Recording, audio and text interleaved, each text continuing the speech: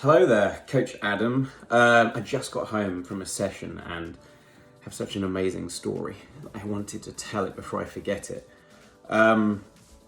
So, not going to use the names and the school of the place I've come from, but today was an amazing story and an amazing example of how just kindness and coaching and listening can really change somebody's life. I mean, I've just done it. And I'm buzzing off of it was like watching a television show, truly. Teacher comes up to me and says, "How's this kid doing?" Names him. I say, "Yeah, fine, amazing with me. Why, what's going on?" She relays all this information about how the kid acts out, never listens, messes around, has the worst behavior, basically. And she's had enough. And it's very rare that a teacher will I don't know this lady. I have no connection with her. I think maybe I've said 2 words to her ever in 2 years of coaching at this place, at this school. And she just came to me with such panic and worry, and she was at breaking point, right? And something in me was like, okay, I have to help. So I go and get the boy and talk to him, and I had the most amazing 15 minutes with this kid.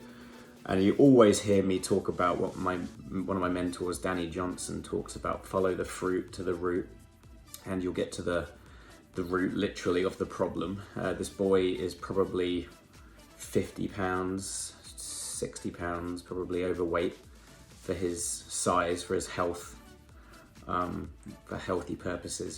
He's not in the perfect shape, so obviously that's usually connected in some way to an emotional stress or something that's made choosing food, if it's not an economics situation, if it's choosing the wrong foods to make yourself feel better, perhaps to have control or something like that. So I was trying to get to the bottom of what it was that was causing him to act out based off of what the teacher had told me. I wasn't taking sides. I just wanted to know. Sorry, my hair looks ridiculous, but whatever.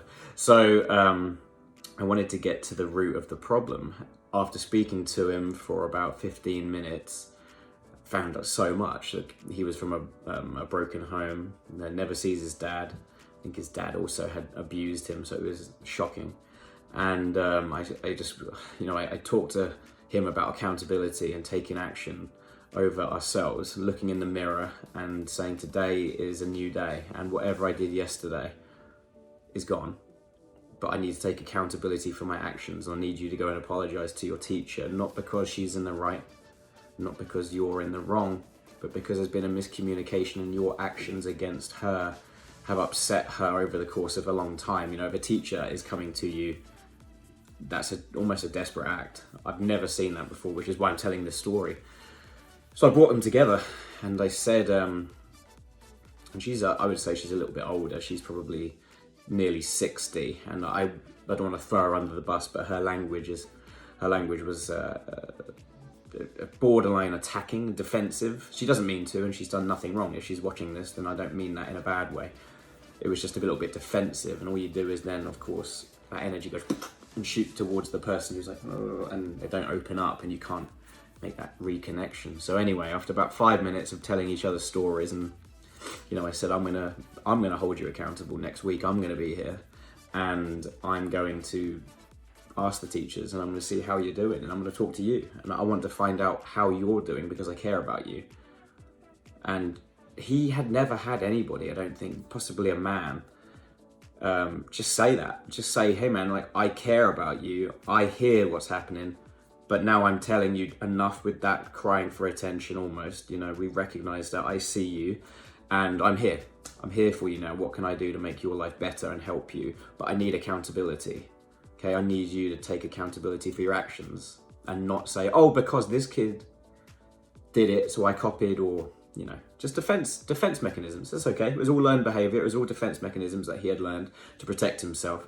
So I smashed those walls down, built him back up, made him positive, and said, we can do this, but it starts with a fresh start with your teacher. We need to look her in the eyes and we need to say, I'm sorry. What I did was wrong. I wanted attention in a different way, kind of a thing. And what an amazing boy, 11 years old, 12 years old, taking accountability like that. I praised him on that.